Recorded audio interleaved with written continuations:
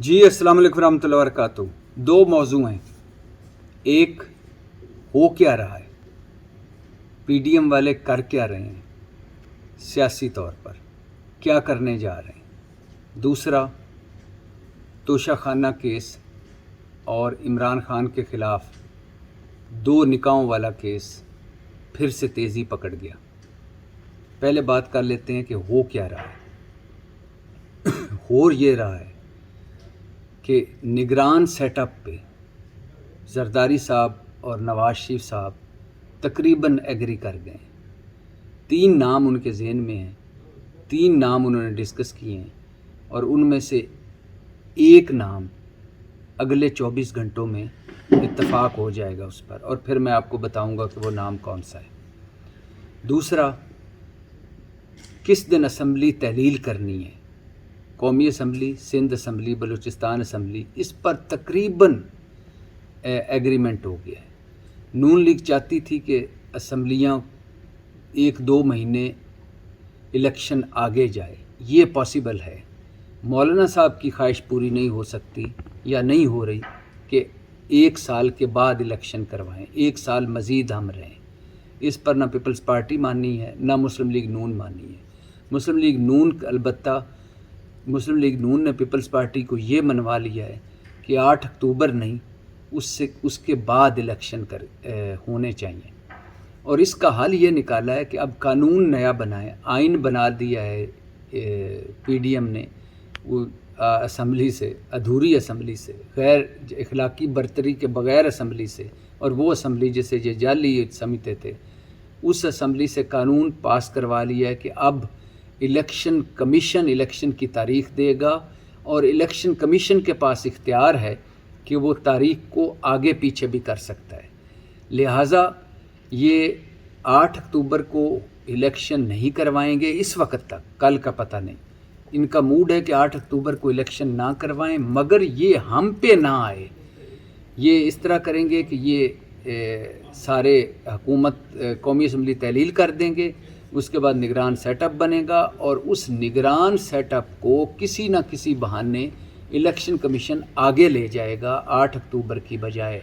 8 अक्टूबर के बाद भी उसे जारी रखेगा, या वो निगरान हुकूमत निगरान सेटअप रहेगा, और फिर उसके बाद इलेक्शन होगा। तो तीसरा अब जो मेन मार्का है वो है वजारत उज़्मा और सदर मुमलकत का ओहदा। आपको पहले भी बता चुका हूँ कि मौलाना साहब इस वक्त तक चाह रहे हैं कि उनका बेटा खैबर पख्तूनख्वा का वज़ीर आला बने और मौलाना साहब सदर बने। इसके लिए अभी बहुत सारी इफ्स एंड बट्स हैं। जरदारी साहब की ख्वाहिश है कि उनका बेटा वज़ीर आज़म बने और वो ख़ुद सदर बने। इसके लिए भी अभी बहुत सारी इफ्स एंड बट्स हैं। नवाज शरीफ साहब की ख्वाहिश है कि वो चौथी मरतबा वज़ीर आज़म बने और उनकी बेटी मरियम नवाज़ पंजाब की वज़ीर आला बने। जबकि शहबाज शरीफ साहब की ख्वाहिश है कि एक मरतबा फिर, एक बारी फिर शेर, मतलब एक मरतबा फिर मैं वज़ीर आज़म बनूं, और अगर मुमकिन हो तो हमज़ा शहबाज वज़ीर आला बने। तो सारे अपने और अपनी आल औलाद के चक्कर में हैं। चूँकि ओहदे 2 हैं, उम्मीदवार कई हैं। एक ओहदा है सदर का, वो सदर मुमलकत का ओहदा, और दूसरा वज़ारत उज़्मा का ओहदा, एक सदारत और एक वज़ारत उज़्मा। तो ओहदे 2 हैं, उम्मीदवार ज़्यादा हैं, लिहाजा इलेक्शन में सबसे पहले ये जा रहे हैं, और ये सारे कोशिश करेंगे कि सीटें ज़्यादा से ज़्यादा लेके आएँ, ताकि हर कोई अपनी मन मर्ज़ी की हांडी चढ़ा सके। और चूँकि तहरीक इंसाफ इस वक्त अब 9 मई के बोझ तले दबी हुई है, तहरीक इंसाफ इस वक्त तक किसी ख़ास पोजीशन में नज़र नहीं आ रही, लिहाजा इनके सोने पे सुहागे हैं पीपल्स पार्टी, मुस्लिम लीग नून और मौलाना साहब के। तो अब आगे जाकर ये एक दूसरे के मद्दे मुकाबल आपको नज़र आएंगे। पीपल्स पार्टी, मुस्लिम लीग नून और मौलाना आपस में बयानात भी होंगे, इलेक्शन लड़ेंगे और सीटें ज़्यादा लाकर अपनी अपनी ख्वाहिशें पूरी करेंगे। दूसरा मौजू मेरा है तोशाखाना केस, इमरान खान के ख़िलाफ़ तोशाखाना रेफरेंस, फ़ौजदारी मुकदमा जो चल रहा है इमरान खान के ख़िलाफ़। جس پر الیکشن کمیشن نے عمران خان کو نائل کر کے سیشن کورٹ میں بھیج دیا مقدمہ کہ فوجداری مقدمہ چلایا جائے، کرمنل پروسیڈنگز کی جائیں، جس کی اگر عمران خان کے اگینسٹ فیصلہ آیا تو جس کی سزا 3 سال قید بھی ہو سکتی ہے اور نااہلی بھی ہو سکتی ہے عمران خان کی۔ اس توشہ خانہ ریفرنس کو یا کیس کو نیب نے انکوائری سے انویسٹیگیشن میں بدل دیا، یعنی اگلے سٹیپ پہ آ گئے اور عمران خان کو 17 جولائی کو طلب کیا ہے۔ عمران خان حاضر ہوں۔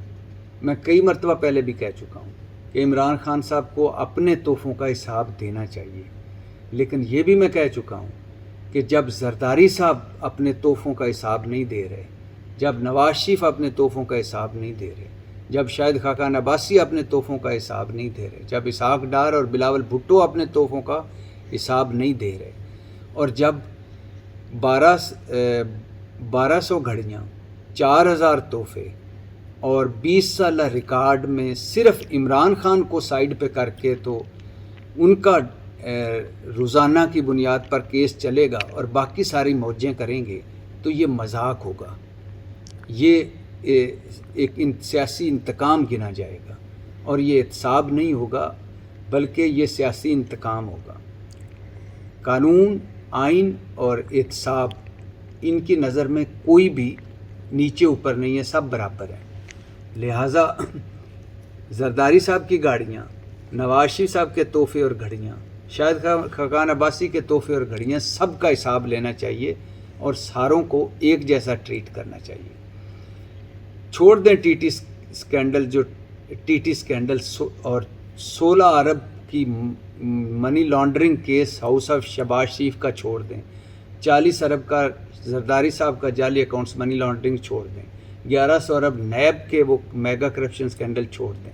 اگر آپ نے ایک کیس پکڑا ہی ہے توشہ خانہ، تو توشہ خانہ میں پھر ساروں کو جواب دہ کریں، جنہوں نے تحفے لیے اور جنہوں نے خلاف قانون تحفے لیے اور جنہوں نے تحفے اپنے پیسوں سے نہیں کسی اور کے پیسوں سے لیے، جنہوں نے تحفے رولز ریلیکس کر کے لیے۔ زرداری صاحب تو گاڑیاں لے گئے، گاڑیاں تو لی نہیں جا سکتی آئین اور قانون کے تحت کس توشہ خانہ سے۔ وہ زرداری صاحب تو معمر قذافی لیبیا کے صدر اور یو اے ای کی گاڑیاں جو گفٹ میں ملی وہی ساتھ لے کر چلتے بنے اور بڑا ہاتھ مارا۔ تو خیر، عمران خان کے خلاف یہ بھی کیس اس وقت ایکٹیو ہے، اور دوسرا بشرا بی بی سے 2 نکاحوں والا کیس بھی ایکٹیو ہے۔ تیسرا سنا جا رہا ہے سیتا وائٹ کا کیس کے حوالے سے اپیل کوئی کرے گا اور وہ کیس بھی ایکٹیو ہو جائے گا۔ 180 کیس ہے عمران خان پہ، لیکن بات وہی ہے، اگر عمران خان کی منی لانڈرنگ حرام ہے تو ہاؤس آف شریف اور ہاؤس آف بھٹوز کی منی لانڈرنگ کیسے حلال ہو سکتی ہے؟ اگر عمران خان کا توشہ خانہ حرام ہے تو ان باقیوں کا توشہ خانہ حلال کیسے ہو سکتا ہے؟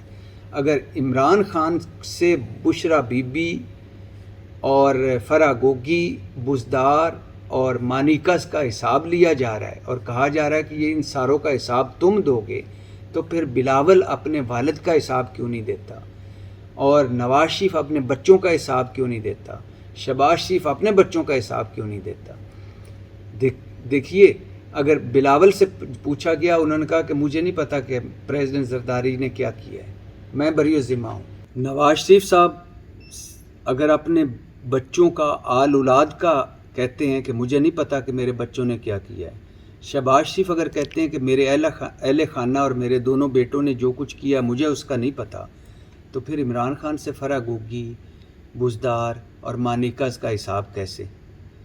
دیکھیے، سمپل سی بات ہے، ایک سیدھی سی بات ہے کہ اگر آپ عمران خان سے فرح گوگی، بزداروں اور مانیکس کا حساب لینا چاہتے ہیں تو پھر بلاول سے اپنے والد کا حساب لیجئے، نواز شریف صاحب سے اپنے بچوں کا حساب لیجئے اور شہباز شریف صاحب سے اپنے بچوں کا حساب لیجئے، کیونکہ جو بیٹا اپنے باپ کا اگر ذمہ دار نہیں ہے، باپ اگر بچوں کا ذمہ دار نہیں ہے، خامد اگر بیوی اور اہل خانہ کا ذمہ دار نہیں ہے، اور ایک دوسری طرف آپ کہتے ہیں کہ عمران خان ذمہ دار ہے ایک تیسرے گھر کا، گجروں کا، مانیکس کا اور بزداروں کا۔ قانون کی نظر میں سب برابر ہونے چاہیے، احتساب کا معیار ایک ہونا چاہیے، اور احتساب تبھی ہوتا ہے جب اس کی نظر میں سب ایک ہوں، پیمانہ ایک ہو۔ پاکستان زندہ باد۔